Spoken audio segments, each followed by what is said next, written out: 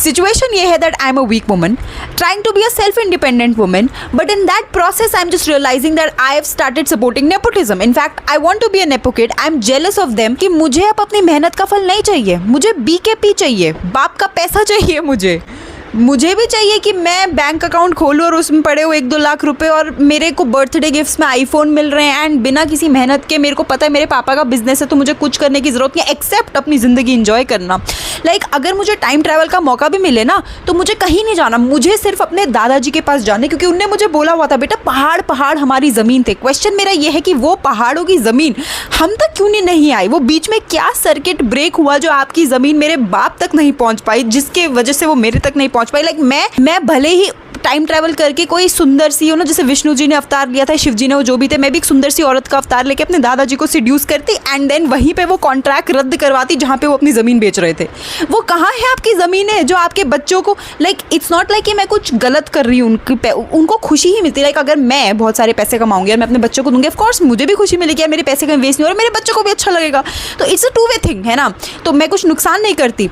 And जो मेरे fellow viewers देख के बोल रहे ओ अपनी मेहनत की कमाई कुछ और होती है, आपको बहुत अच्छा लगेगा, नहीं, आपको पता भी आज के टाइम पे मेहनत का कोई रोल है ही नहीं सक्सेस के लिए और पैसे कमाने के लिए. डॉली चाय वाला फेमस हो रहा है, वो क्या नाम है उनका, रानू मंडल मैम, और वो मोनालिसा जिनकी अपेरेंटली शादी हो गई, फ्यूड भी हो गए, वो भी वायरल हो रही है. क्या है इन लोगों में?